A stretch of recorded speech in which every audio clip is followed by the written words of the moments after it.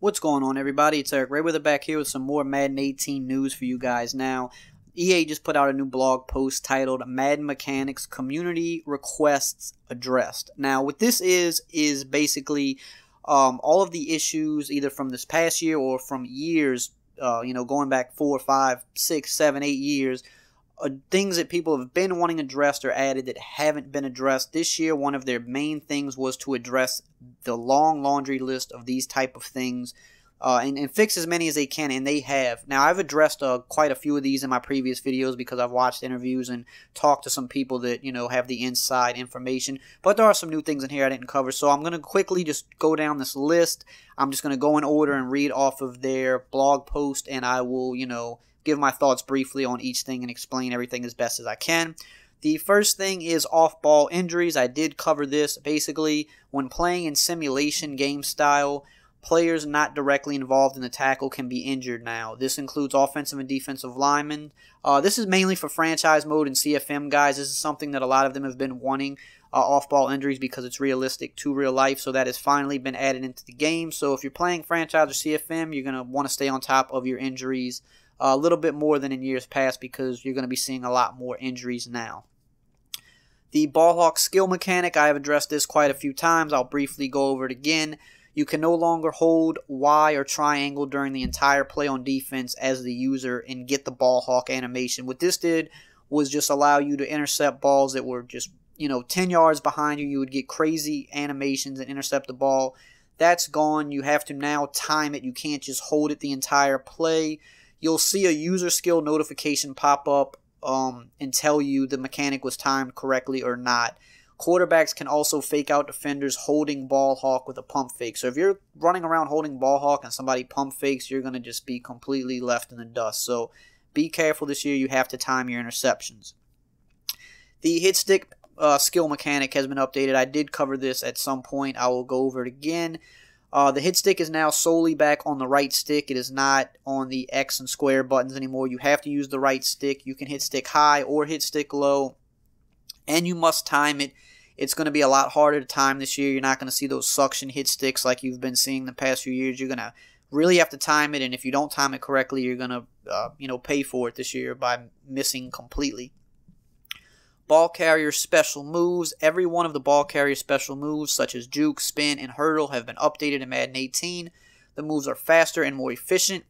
The moves are also less punitive in terms of fumble chances, and most importantly, user-controlled players on defense can now be faked out as effectively as AI-controlled players, especially when attempting to hit stick. This is big, so they've made the juke and spin moves and all that matter. Again, because they didn't really matter too much this last year with the way they changed things. The big thing here is that user-controlled defenders can be faked out just as effectively as the computer-controlled defenders. In the past, you really only could juke out the computer defenders. It was hard to juke out a user defender, but if you time your juke or your spin move correctly, it doesn't matter if you're usering on defense. You can still get faked out as well, so that's a pretty big addition. The next thing on the list is dropped interceptions. I've covered this. In years past, we've seen a ton of dropped interceptions, wide open dropped interceptions. This year, if you have a defender with a good catch rating, he is not going to drop those wide open interceptions as often.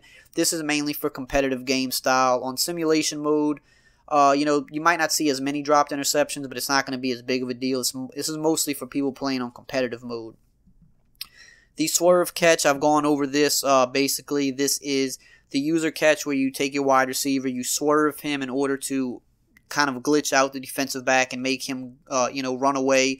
The reason this worked is because the defensive back would play the wide receiver instead of playing the ball. So when you would swerve inside with your wide receiver, the defensive back would kind of mirror you and run inside. And then when you juked back kind of to the outside, you would leave him in the dust. Now the defenders will play the ball instead of locking in on the wide receiver, so the swerve can no longer be an issue. So that's great news. Curl flat zones. These are the purple zones. So the purple zones will play the proper spot on the field, and they haven't been doing that in the past few years. They will shut down the corner routes like they're supposed to.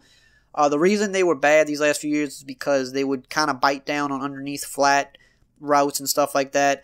EA implemented a new rule called the no cover zone, where underneath defenders won't jump routes 5 yards and under. So, if you have a flat route that's 5 yards underneath your purple zone, the purple zone's not going to jump that. The purple zone's going to stay home where it's supposed to be. So that's a great fix. Fumble recovery. A big legacy issue we focused on was fumble recoveries. We eliminated the extended piles where nobody can recover the ball. You will see much faster reactions to the ball on the ground, and players have an improved ability to grab the ball when it gets close to their hands. This was a big complaint by many people last year. You know, guys, you'd have multiple guys missing the loose ball on the ground. You'd have pileups where it would take like 10 to 15 seconds sometimes for somebody to recover the ball. The awareness when the ball would be on the ground, you know, some people wouldn't even notice the ball. So all of that looks to have been addressed. You should see defenders, you know, keying in on the ball, recovering it better, and, you know, not missing it as much as they have in the years past. So that's a good addition. User-controlled linebackers. Users controlling a linebacker were able to take away most routes over the middle of the field in the past. We made some alterations to defender run curves and turn rates to ensure that only elite defenders are capable of making these types of plays. So what this really means is if you've played online against a good user defender, you know that he can take away multiple routes with the linebacker, kind of stopping on a dime and jumping different routes. Only the elite linebackers will be able to do this effectively now. If you're trying to stop on a dime, you know, with lower rated linebackers, you're going to feel, you know, the delay. You're going to feel the momentum. They're not going to be able to just stop on a dime, run around, and just completely take away every route on the field. So that's a good addition. Rack drops. What the rack is the run after catch. So basically just catching the ball in stride. I believe it's X on Xbox and it's square on PS4.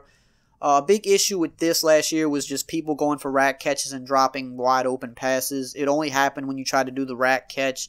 They've fixed that this year, so you shouldn't be seeing those wide open rack catches anymore.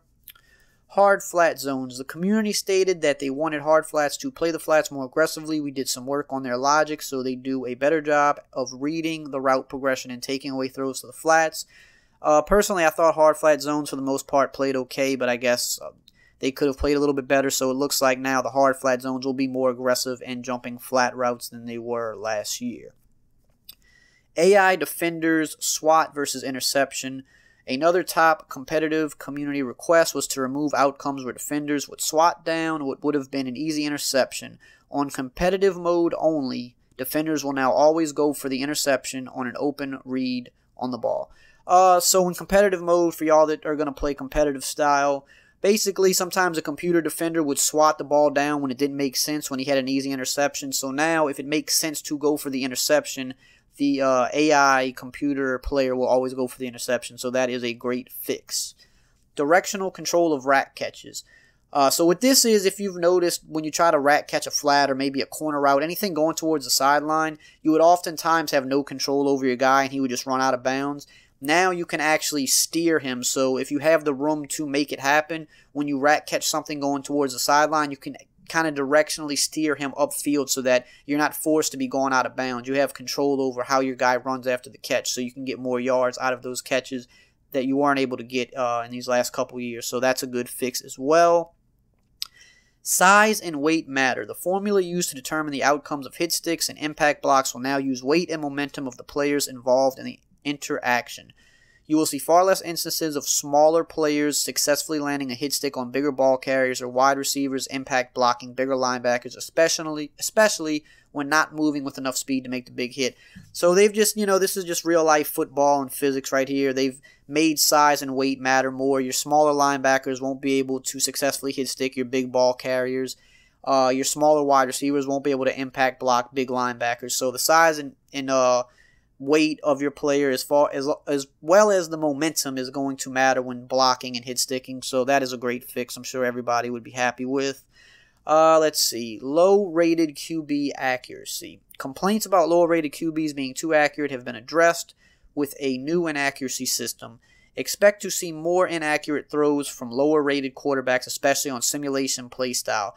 So this is more so for franchise and CFM guys. You know, since Madden has been a thing, lower rated QBs for the most part were pretty successful and could make most of the throws that the elite quarterbacks can do. Maybe not as often, but more often than they should have. So now when you're using a lower rated quarterback, you're going to feel the difference. There's going to be a lot more overthrows or underthrows, and just you're going to feel the inaccuracy like never before.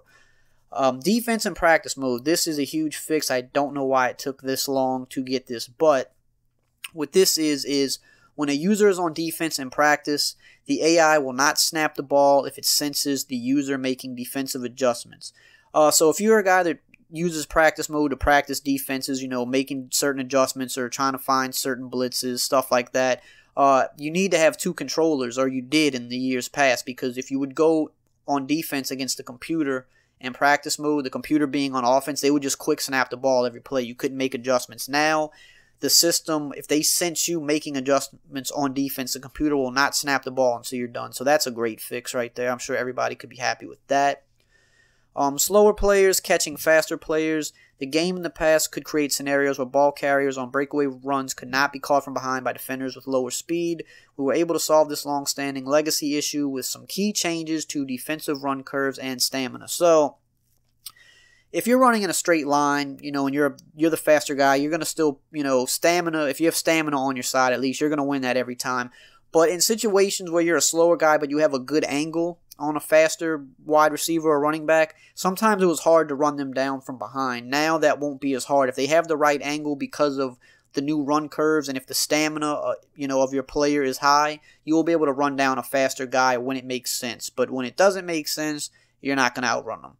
And the last thing is defensive hot routes by key by position. So what this means now is you can only make certain defensive adjustments with certain players. Mainly what this affects is the defensive line, because we've been seeing a lot of times where people would man up their defensive ends or their defensive tackles on, wide receivers, kind of cross-manning them. If you know what cross-man is, that was big this year.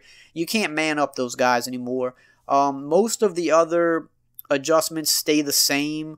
Cross-man isn't a thing anymore, so if you're on the right side of the field, you can only man up somebody that's also on the right side of the field. You can't man him up across the field. That's really the only main differences with this. So now there will only be certain defensive hot routes by the position, the ones that make sense. So it doesn't make sense to man up a defensive lineman. You rarely ever see anything like that, so you're not going to be able to do it in Madden no more, and I think that's fine because that makes sense. You can still drop them in like a flat zone or a yellow zone or something like that occasionally, but as far as like man coverage, you're not going to be able to just man up every single player on the defensive line, it looks like. And that is the main things right there. That's all the issues that they covered. I will link to the blog post below if you want to read it for yourself. And as always, if you enjoyed this video, just drop a like, comment, subscribe, and I will see you guys next time.